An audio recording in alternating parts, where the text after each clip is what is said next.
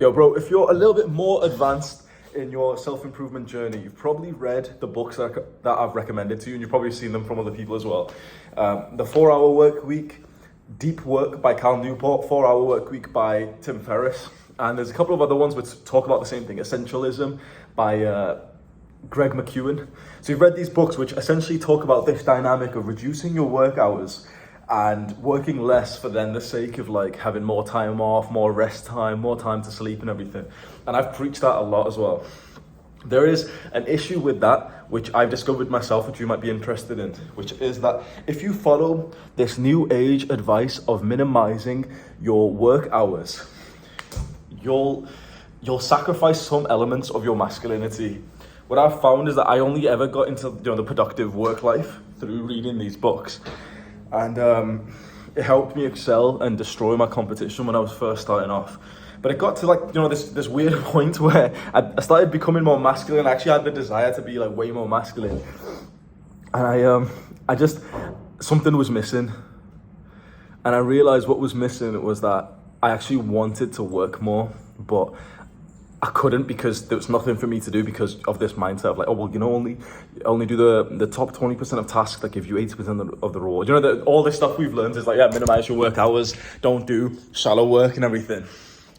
And so when I followed all this advice for so long, and this is a privileged problem to have, obviously, but I followed this advice for so long till eventually, like, I actually wanted to do more work because I had this masculine desire to like wake up early, to go and work, to be productive, to make more progress to my goals. And I didn't fulfill that desire because I wanted results more than actually the work hours, and it worked. But the few times where I defied the laws of the 4-hour work week and deep work, and I actually just chose to do shallow work, or deep work and then shallow work all day, I didn't really see better results, I'm not gonna lie, but like I felt so much more fulfilled. And so what I've realized, if you like, this is okay, most people won't understand this, but if you've read the books and you've really implemented them, you'll know what I'm talking about. What I've realized that perhaps the best kind of lifestyle you can have is exactly what the 4-hour work week recommends, but with more of a masculine endeavor with the free time that you now have. So you minimize your work hours. You don't do the bullshit of like making a logo like most people do, and you destroy those people because they're just spending time like the YouTuber's editing his own videos, the YouTuber making his own thumbnails and shit. It's like there's no reason. Like that just makes me laugh every time I see YouTubers who have got like more than 50k subs who still do their own video editing. I'm just like, bro, you're getting mocked every day, bro. So you don't do any of the stupid tasks because you outsource them. Eventually you've got so much free time and you only have like one main work task. So mine is recording. You see my setup here. Recording videos is literally the only like task that I really need to do. Everything else is outsourced. But that's just in terms of deep work tasks, right?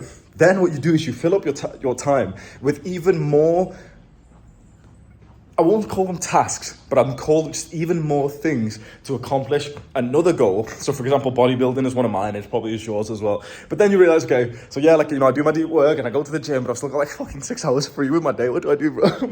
Then what you do is, once you get onto a certain level, so here's an idea for you. Once you get to a certain level, what you then should spend your time doing is networking and implementing the principles from How to Win Friends and Influence People. Because what you'll find is one of the fastest shortcuts to success is literally just, yeah, you hold that, baby.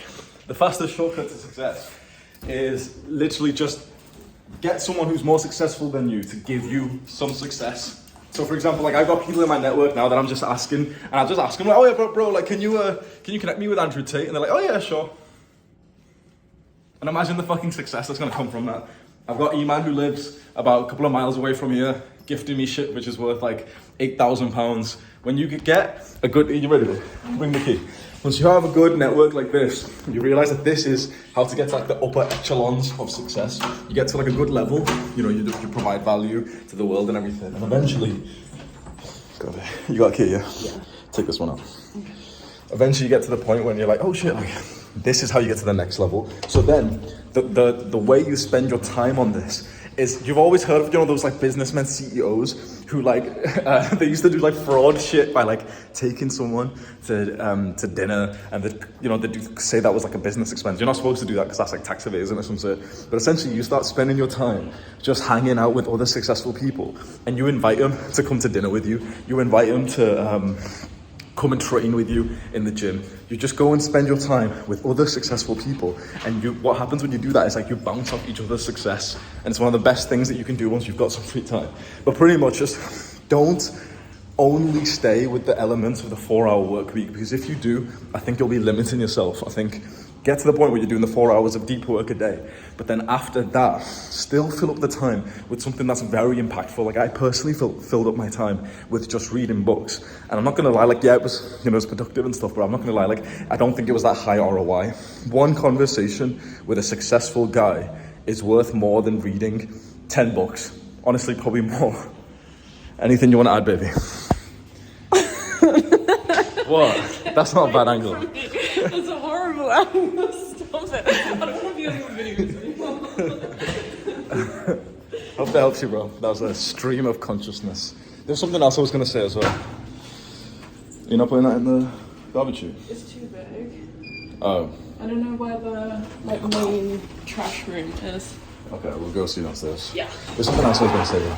Yeah. What Tim Ferriss says in the 4-hour work week is nice as well. Go and pursue another like 2-3 desires, like, you know, 2-3 goals. So you've got, like, for me, it's like, main goal is like YouTube.